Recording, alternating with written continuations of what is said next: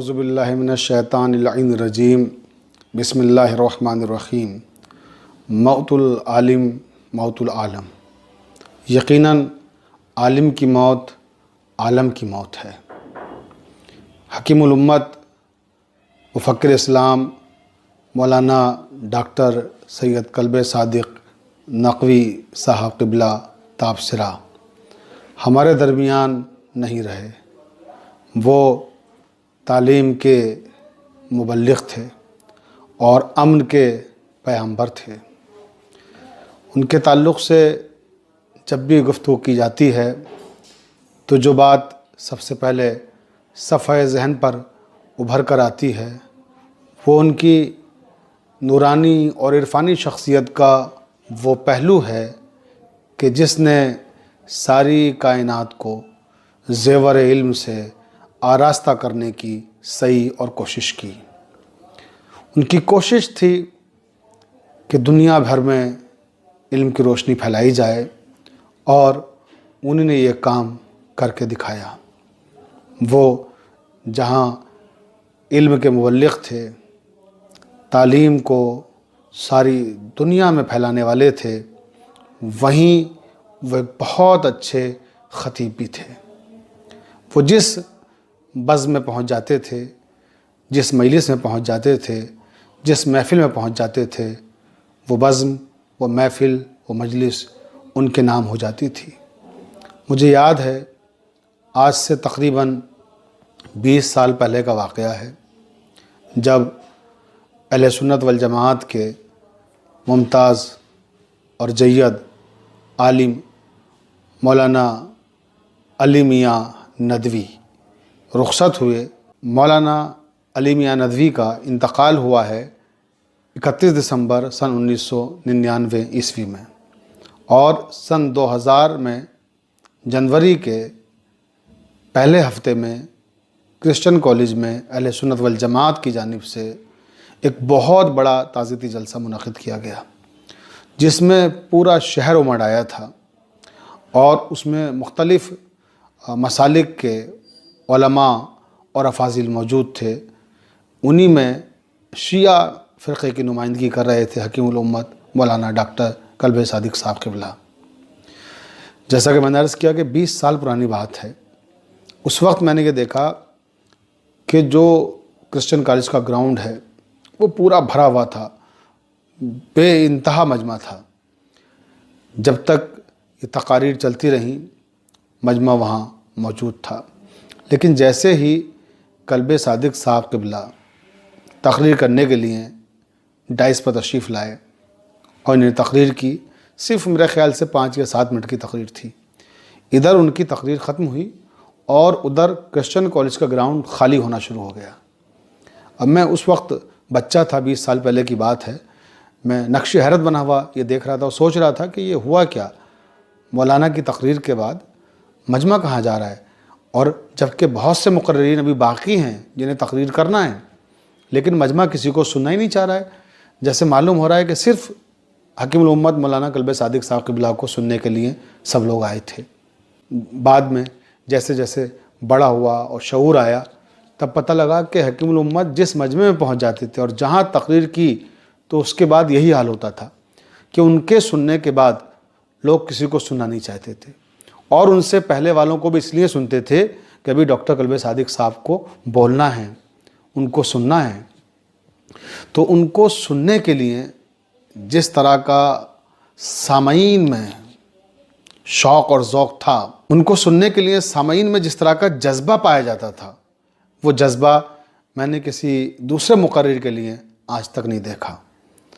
اور پھر شاید اسی مرحلے پہ پہنچ کر مجھے علامہ اقبال کا یہ شعر حقیقت میں بدلتا ہوا نظر آ رہا ہے کہ ہزاروں سال نرگس اپنی بے نوری پہ روتی ہے، بڑی مشکل سے ہوتا ہے چمن میں دیدہ ور پیدا۔ تو کلب صادق صاحب جیسا دانشور اور دیدہ ور صدیوں میں پیدا ہوتا ہے، اور وہ اس عہد کے نابغہ روزگار تھے، جینیس ترین شخص تھے۔ ان کی محبتیں، ان کی شفقتیں بھی اپنے چھوٹوں کے ساتھ قابل تحسین و قابل تعریف ہیں۔ مجھے یاد ہے کہ جب مولانا علی عباس صاحب قبلہ جو عباس بک ایجنسی کے مالک ہیں، انہی نے میرا ایک خمسہ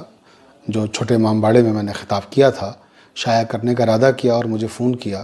کہ انہی نے اسے کیسٹ سے اتروا لیا ہے اور اسے شائع کرنا چاہتے ہیں۔ تو میں نے ان سے کہا کہ ٹھیک ہے آپ شائع کریں، مگر میں چاہتا ہوں کہ اس کی ایک کاپی پہلے آپ مجھے دیں، میں اسے ایک بار پڑھ لوں۔ اور پھر میں نے جب اس کو پڑھ لیا تو میں وہی کاپی لے کر حکیم الامت مولانا ڈاکٹر قلب صادق صاحب قبلہ کے پاس پہنچا، اور میں نے ان سے درخواست کی کہ قبلہ میں چاہتا ہوں کہ ایک نظر آپ اسے دیکھ لیں۔ میں جانتا ہوں کہ آپ بہت مصروف ہیں، آپ کے پاس بہت کام ہیں، لیکن پھر بھی میری خواہش ہے کہ آپ ایک بار اسے ضرور دیکھ لیں، اس کے بعد میں اسے شائع کراؤں، اور اگر آپ کو پسند آئے یا یہ مجالس اچھی لگیں تو میری خواہش ہے کہ آپ اس پہ تقریض بھی لکھ دیں۔ تو انہوں نے کہا بیٹا میں بہت مصروف رہتا ہوں، آپ کو معلوم ہے، آپ نے دیکھ لیا کافی ہے، لیکن میں نے کہا نہیں میری خواہش ہے کہ آپ ضرور دیکھیں۔ انہوں نے کہا میں باہر جانے والا ہوں، میں دوران سفر اس کو دیکھ لوں گا، ٹھیک ہے دے دیجئے مجھے۔ میں نے ان کو وہ مجموعہ دے دیا۔ اس کے بعد کچھ دن کے بعد جب وہ واپس آئے، انہوں نے مجھے فون کیا اور میں ان سے ملنے گیا، تو انہوں نے بعض جگہ پر میری کتاب میں کچھ نشاندہی کی تھی کہ اس کو اس طرح سے کر لیں، اس کو اس طرح سے کر لیں، یہاں حوالہ نہیں ہے کتاب کا، حوالہ بڑھا لیں، یہاں آیت کا ریفرنس نہیں ہے، ریفرنس شامل کر لیں۔ اس طرح سے جگہ جگہ انہوں نے نوٹ لکھ رکھے تھے اس مسودے پر۔ اور جب میں پہنچا اور روبرو گفتگو ہوئی تو مجھے بتایا کہ بیٹا دیکھیے کتاب کی اہمیت جب زیادہ بڑھ جاتی ہے جب اس میں حوالے بھی ہوں، ریفرنس بھی ہوں، اور جو بات کہی گئی ہو دلائل اور براہین کے ساتھ کہی گئی ہو۔ تو اس لیے اس میں کہیں کہیں آپ نے، کیونکہ تقریر میں ہوتا ہے ہر وقت آدمی حوالے نہیں دے پاتا اتنے، آپ نے حوالے نہیں دیے ہیں، لیکن اس میں اب جب یہ شائع ہو رہی ہے تو اس میں یہ چیز ضرور شامل کر لیں۔ میں نے کہا بہتر ہے حضور، میں انشاءاللہ اس میں جہاں جہاں آپ نے جو نوٹ لگایا ہے میں اس کے اعتبار سے اضافے کر لوں گا اس میں۔ اور پھر کہنے لگے کہ بیٹا کام بہت اچھا ہے آپ کا، تقریریں بہت اچھی ہیں، اور میں نے تقریض بھی لکھ دی ہے آپ کے لیے۔ میں بڑا خوش ہوا، اور پھر انہوں نے وہ تقریض مجھے دی جو انہوں نے میری اس کتاب پہ لکھی تھی، ارتباط نبوت امامت پر۔ جب میں نے تقریض کو دیکھا تو بہت ہی ظاہر سی بات ہے، حکیم الامت کے بارے میں کیا کہوں، سورج کو چراغ دکھانے جیسا ہے ان کی تحریر کی تعریف کرنا یا ان کی تقریر کی تعریف کرنا۔ بہت خوبصورت تقریر انہوں نے لکھی تھی جو میری کتاب ارتباط نبوت امامت میں شامل ہے۔ اس میں انہوں نے پہلے عزاداری کی اہمیت پہ گفتگو کی ہے، اس کے بعد نوجوان خطباء میں جو خطابت کے عناصر پائے جاتے ہیں اس میں کون سی چیزیں ایسی ہیں جس کی فی زمانہ ضرورت ہے اس پہ روشنی ڈالی تھی، اور اس کے بعد پھر میری کتاب کے حوالے سے گفتگو کر کے اس کو ختم کر دیا تھا۔ تو اس طرح سے میں نے دیکھا کہ وہ اپنے چھوٹوں کے ساتھ جس محبت اور شفقت سے پیش آتے تھے، ایسے بزرگ ملنا بہت مشکل ہے۔ اور اتنی مصروفیت کے باوجود دنیا جانتی ہے کہ ان کی مصروفیات کے کیا عالم ہوا کرتے تھے، اور کتنا ان کے پاس کام تھا، اور کتنا ان کے پاس کام کے ساتھ ساتھ جو سماجی مسائل ہیں اور جو معاشرتی مسائل ہیں ان کا بھی دباؤ کافی ہوتا تھا، اور بہت ساری چیزیں ایسی تھیں کہ جو لوگ ان کے ذریعے سے حل کرنا چاہتے تھے، اور اپنی پرابلمز کو، اپنی مشکلات کو ان کے سامنے پیش کرتے تھے، اور وہ کوشش کرتے تھے کہ ہر شخص کو خاطر خواہ رسپانس دیں، اور انہیں دیا اور لوگوں کے کام کیے۔ تو قلب صادق صاحب قبلہ کی شخصیت ایسی شخصیت تھی کہ جسے ہم فراموش نہیں کر سکتے۔ ایک عظیم ترین شخص ہمارے درمیان سے رخصت ہو گیا ہے، جس کے رخصت ہونے کے بعد ہمیں جیسے یہ محسوس ہو رہا ہے کہ ہمارے سروں سے سائبان چھین لیا گیا ہے، جس کے رخصت ہونے سے ایسا محسوس ہو رہا ہے جیسے ہمارے سروں پر جو شجر سایہ دار تھا وہ درخت گر گیا ہے۔ حکیم الامت مولانا ڈاکٹر قلب صادق صاحب قبلہ کی ساری زندگی جو کوشش رہی وہ یہ رہی کہ جہالت، غربت اور بے روزگاری ان تینوں چیزوں کا خاتمہ کر دیں۔ انہوں نے حتی الامکان کوشش کی، اور وہ کافی حد تک اس میں کامیاب بھی ہوئے کہ انہوں نے جگہ جگہ علم کی شمع روشن کی، جگہ جگہ علم کے چراغ روشن کیے، اور آج الحمدللہ مختلف ادارے ان کے قائم کیے ہوئے پوری دنیا میں علم کو فروغ دینے میں مصروف ہیں۔ ان کا کہنا تھا کہ ہم نے کربلا کو ابھی اس کی معنویت کے ساتھ نہیں سمجھا، ہمیں چاہیے کہ کربلا کے جو آباد و جہات ہیں ان پر غور کریں، انہیں سمجھنے کی کوشش کریں، اس لیے کہ ہم نے کیا کیا ہے کہ کربلا سے مظلومیت کو لے لیا ہے، حکیم الامت کہا کرتے تھے کربلا کے جو 3 اہم ترین عناصر ہیں وہ ہے مظلومیت، شجاعت اور شرافت۔ تو ہم نے مظلومیت کو لے لیا کہ صرف گریہ کرتے ہیں، روتے ہیں، اور دوسری شجاعت کو تو بالکل دیکھا ہی نہیں، اس کی طرف رخ ہی نہیں کیا ہے، اور شرافت کو لے لیا ہے، تھوڑا بہت ضرورت کے مطابق کہا کرتے تھے شرافت کو لے لیا ہے۔ جبکہ اگر ہم تینوں عناصر کو لے لیں جو کربلا کے اندر موجود ہیں، شجاعت، مظلومیت اور شرافت، تو دنیا کی سب سے طاقتور قوم بن کے ابھر جائیں۔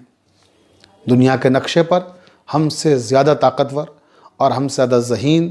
اور ہم سے زیادہ نمایاں کوئی دوسری قوم نہیں ہوگی اگر ہم ان سارے عناصر کو اپنی زندگی کا حصہ بنا لیں۔ وہ کہتے تھے ایران نے، لبنان نے کربلا سے مظلومیت کے ساتھ ساتھ شجاعت کو بھی لیا۔ شجاعت کا مطلب یہ ہے کہ جب کوئی ظالم کسی پہ ظلم کرے تو آپ اس کے خلاف آواز بلند کریں،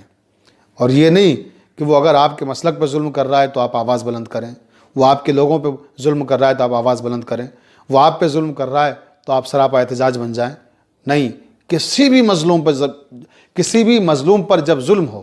تو اس کا ساتھ دیں اور ظالم کے خلاف صف آرا ہو جائیں۔ یہ ہے کربلا کی حقیقی مظلومیت کو سمجھنا اور حقیقی مظلومیت سے کچھ حاصل کرنا، کہ ظلم کو برداشت نہیں کیا جائے گا خواہ وہ کسی پر بھی ہو۔ وہ کہتے تھے کہ فلسطین میں اگر مسلکی اعتبار سے دیکھا جائے تو وہاں شیعہ ہیں ہی نہیں، وہاں دوسرے مسالک کے مسلمان حضرات ہیں، لیکن ایران ان مظلوم فلسطینیوں کے ساتھ آواز میں آواز ملا کر ہر وقت کھڑا رہتا ہے اور ان کے شانے سے شانہ ملا کر ان کا ساتھ دیتا ہے اور ظلم کے خلاف مسلسل اعلان جنگ کرتا رہتا ہے اور جنگ بھی کرتا ہے۔ لبنان میں بھی یہی ہے کہ ظالم کے خلاف آواز بھی بلند کرتے ہیں اور ظلم کو اکھاڑ پھینکنے کی کوشش بھی کرتے ہیں، لیکن ہم جب ہمارے اوپر ظالم کی تلوار آ جاتی ہے تب ہم بولتے ہیں، ورنہ دوسروں پہ ظلم ہوتا رہے ہم دیکھتے رہتے ہیں۔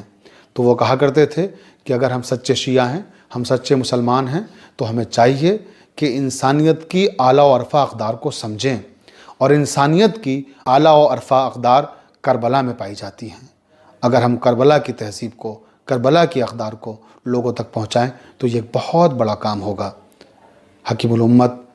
ڈاکٹر قلب صادق صاحب قبلہ نے ساری زندگی کربلا کی اعلیٰ و عرفہ اقدار کو لوگوں تک پہنچانے کا کام کیا ہے۔ ہم ایک ایسی شخصیت سے محروم ہو گئے ہیں کہ ہم جتنا روئیں اس کے لیے اتنا کم ہے، لیکن سچ کہیں تو ان کو آنسوؤں کے ذریعے خراج عقیدت نہیں پیش کیا جا سکتا۔ اگر آپ چاہتے ہیں کہ اپنے رہبر، اپنے رہنما حکیم الامت ڈاکٹر سید قلب صادق صاحب قبلہ کو سچا خراج عقیدت پیش کریں تو آنسوؤں کے بجائے آپ کوشش کریں کہ علم کے چراغ روشن کریں، جگہ جگہ علمی ادارے قائم کریں، اور وہ تحریک جو انہی نے دینداری کی چلائی تھی، بیداری کی چلائی تھی، اس تحریک کو آگے بڑھائیں اور علم کے فروغ میں زیادہ سے زیادہ حصہ لیں، تو یہی حکیم الامت مولانا ڈاکٹر قلب صادق صاحب قبلہ کو سچا خراج عقیدت ہو۔